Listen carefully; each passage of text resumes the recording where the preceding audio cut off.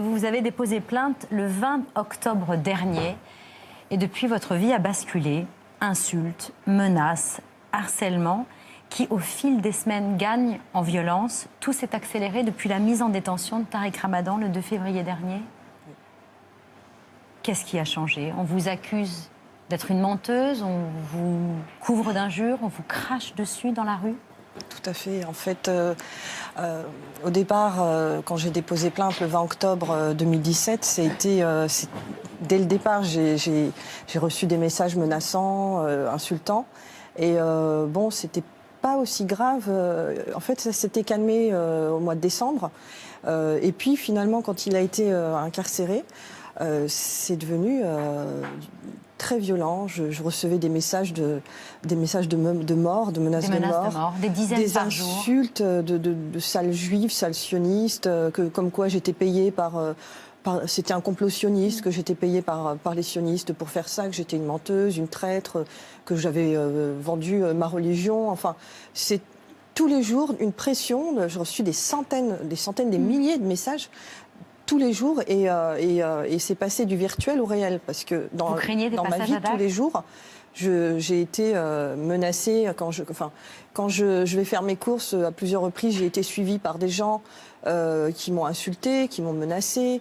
On s'en est pris à ma voiture, j'ai mon véhicule qui a été vandalisé.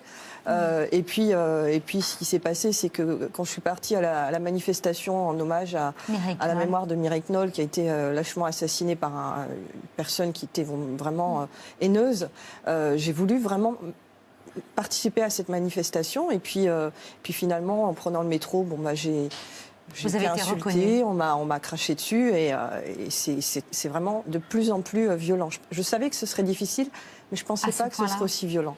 Marie, une autre plaignante, la troisième, mère de 2 enfants, a porté plainte le 24 mars dernier pour violence volontaire après avoir été violemment agressée en bas de chez elle par 2 individus casqués qui lui ont porté des coups, renversé de l'eau sur elle en lui disant « T'as de la chance, la prochaine fois ce sera de l'essence ». Cette agression, elle a été possible parce que votre nom, votre numéro de téléphone, votre adresse et ceux des autres plaignantes, tout a été divulgué sur les réseaux sociaux. Oui, et je l'ai su récemment, parce que c'est vrai que moi, c'est vrai qu'à plusieurs reprises, on a sonné chez moi, je ne sais à l'interphone, plusieurs fois à l'interphone. La nuit. On monte chez moi, on frappe à la porte, j'ouvre, il n'y a personne. Enfin, je vis vraiment avec la peur quand je sors de chez moi. J'ai toujours cette appréhension de me dire, j'espère qu'il ne va rien m'arriver. Et c'est vrai que j'en ai parlé à des policiers, et on m'a dit, voilà, vous allez avoir une sécurité. Alors, de temps en temps, des policiers vont venir faire des rondes, mais je les ai jamais vus. Et c'est vrai que quand j'ai appelé les policiers dont j'ai les numéros pour les prévenir, j'allais participer à cette manif, qui était un déplacement assez sensible, et c'est vrai que j'étais un peu inquiète, j'ai pas reçu de réponse. Votre appel est resté sans réponse. Voilà, j'ai laissé des messages, ils sont restés sans réponse. Et c'est vrai que quand j'ai su pour l'agression de la troisième victime, j'ai vraiment tenu à en parler sur les réseaux sociaux, parce qu'elle est terrorisée, elle était terrorisée, et c'est vrai que c'était ma manière de l'aider, et ma manière aussi de dire c'est pas normal qu'on vive dans la peur et qu'on soit pas assez soutenu pour dans la peur, dans le confinement, puisque vous sortez de moins en moins de chez vous, dans l'isolement, puisque vous ne recevez plus aucun soutien de votre famille. Tout à fait. De mon côté, je n'ai plus aucun contact avec ma famille, qui ont décidé de plus rester en contact avec moi. Et j'ai été de plus en plus isolée. Ça n'a pas été simple. Isolée aussi par le manque de soutien. Je pensais vraiment que des associations féministes allaient nous contacter, qu'on allait vraiment avoir un réel soutien, ne serait-ce que moral. Et ça n'a pas été le cas, vous n'avez été ni soutenue, ni accompagnée? Pas du tout, pas du tout. En fait, alors de temps en temps, sur les réseaux sociaux, peut-être qu'il y a eu des messages de certaines associations, mais je les ai jamais vus. À part il y a quelques jours. Oui, j'ai vu. Quand je vois les messages de soutien, je suis toujours touchée, donc je remercie les personnes. Mais c'est vrai que les vrais soutiens que j'ai eus, ce sont les anonymes qui sont sur les réseaux sociaux, sur Twitter, sur Facebook. Et sans ces anonymes, je ne sais pas si j'aurais tenu le coup jusqu'à aujourd'hui. Comment est-ce que vous expliquez ce silence, justement, des associations ? Mais justement, c'est quelque chose que je ne comprends pas, parce que c'est vrai que pour moi, à partir du moment où j'ai fait la démarche de déposer plainte, je savais je prenais un risque parce qu'en face de moi, j'avais une personne très puissante et ça faisait des années que ça faisait 5 ans. Et pendant 5 ans, j'ai toujours eu cette peur et je savais, je me disais, mais tu porteras jamais plainte parce que tu fais pas le poids. Et puis c'est trop risqué, et puis personne te croira, et puis il va t'arriver il m'avait menacé, donc forcément. Et puis quand j'ai vu ces actrices de cinéma américaines qui ont dénoncé le producteur américain, j'ai eu ça m'a Vous donné, êtes sentie portée voilà, par ce mouvement. J'ai eu envie, moi aussi, de dénoncer mon agresseur, et je me suis dit, je serai forcément soutenue.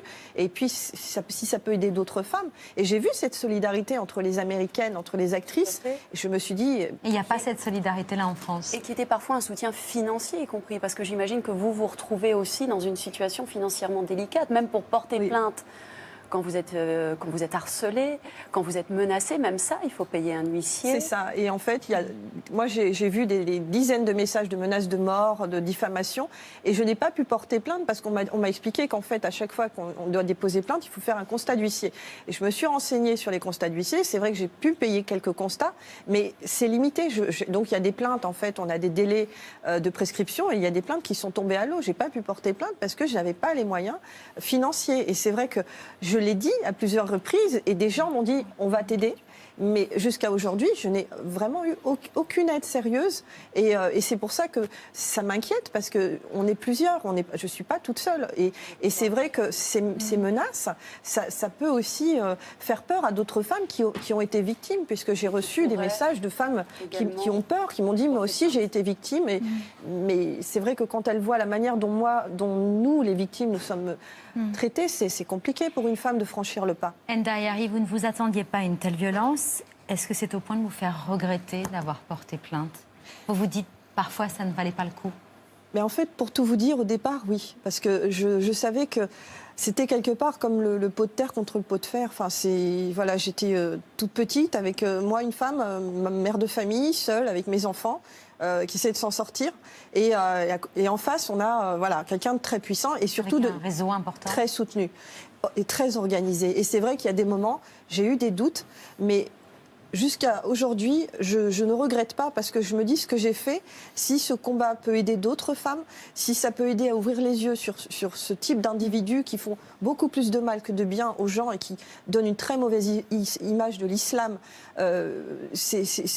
pour moi, c'est déjà gagné quelque part. Parce que quoi qu'il arrive, moi, je me serais libérée, j'aurais libéré ma parole, ce poids, cette souffrance que je gardais secrète, et d'autres femmes l'ont fait. Donc j'espère que justice sera rendue, et j'espère que cela pourra vraiment aider d'autres femmes et peut-être d'autres victimes, peut-être éventuelles, à elles aussi faire cette démarche. Vous l'avez combattu longtemps sur le plan des idées, Tariq Ramadan, Bernard-Henri Lévy. Oui, mais j'ai pas envie de parler de ça. Moi, ce que je voudrais dire, c'est que je suis vraiment ému d'être à côté de vous ce soir, parce que on sait qu'il faut être très courageuse quand on a été violée, en général, pour aller au commissariat. Il faut être encore plus courageuse quand le violeur est un chef de secte, comme Tariq Ramadan. Il faut un courage redoublé. Et je crois qu'il faut encore plus de courage pour être là ce soir. Et j'espère que votre appel de ce soir est entendu, parce que je pense que vous étiez peut-être en danger jusqu'à tout à l'heure. Vous êtes sûrement en danger, vous le serez encore plus dans 5 minutes quand vous aurez quitté ce plateau. Donc j'espère vraiment que votre message et votre appel seront entendus. Par les autorités, par les autorités françaises. Notamment. Et je voudrais vous poser une question, parce qu'à un moment donné, il faut être concret. Là, on est 5 autour de ce plateau. Qu'est-ce qu'on peut faire concrètement pour vous aider? Qu'est-ce qu'on peut faire? En fait, moi j'ai fondé une association pour aider les femmes, et c'est vrai qu'aujourd'hui, je suis portée par ce combat pour les autres. Quelque part, mon combat, il sert aussi à d'autres, et j'ai vraiment envie qu'il soit utile. Et c'est vrai que pour m'aider, ce serait aider cette association, justement, faire un don à cette association. Aider cette association que j'ai appelée Libératrice, qui aide les femmes, justement, j'aimerais qu'on qui ont été, en tout cas, comme moi, embrigadées, qui sont sorties, justement, de cet enfermement, de cette vie, en fait, sectaire, à se réinsérer dans la société. Parce qu'elles sont vraiment plus nombreuses qu'on le croit. Les coordonnées de l'association seront précisées sur le site internet de C'est à vous. Dans quelques jours, vous serez auditionné par les 3 juges d'instruction en charge de ce dossier. Il y aura forcément une confrontation avec Tariq Ramadan que vous redoutez? En fait, je redoute bien sûr, mais en même temps, j'ai j'ai besoin de faire cette confrontation. Quand on m'a proposé cette confrontation, on m'a appelé le jour même, les enquêteurs m'ont appelé pour me dire il faut que vous veniez à Paris pour faire cette confrontation dans quelques heures. Et moi, j'habite pas Paris, j'habite Rouen. Et donc, je leur ai dit mais attendez, ça m'a fait un choc parce que je ne m'attendais pas à ce qu'on me dise aujourd'hui, vous allez voir votre agresseur, votre violeur. Donc, je leur ai demandé un délai de réflexion. Je leur ai dit j'ai besoin de réfléchir à ça et je vous dirai. Le lendemain, je les ai rappelés pour leur dire que j'étais prête, que j'avais besoin, que j'avais envie de faire cette confrontation. Et on m'a dit, c'est trop tard, il est sorti de garde à vue, mais vous pourrez faire cette confrontation très bientôt. Et donc, j'attends, j'ai besoin de le regarder dans les yeux et de lui demander de dire la vérité. Parce qu'il sait ce qu'il a fait. Et moi, j'ai vraiment envie qu'il avoue. Il ne sait pas dire la vérité. Il nie jusqu'à l'existence de vraiment, relations sexuelles avec vous. J'espère vraiment qu'il se repentira peut-être. Je crois au repentir. Oui. Je crois à ça et j'ai vraiment envie qu'il le fasse pour moi et aussi pour les autres personnes à qui il a fait du mal, parce que je ne suis pas la seule. Merci beaucoup Enda Ayari d'être venue ce soir sur le plateau de C'est à vous. Libératrice, c'est l'intitulé de votre association. Les coordonnées seront précisées sur le site internet de C'est à vous. Merci encore d'être venue ce soir. Merci de m'avoir reçue.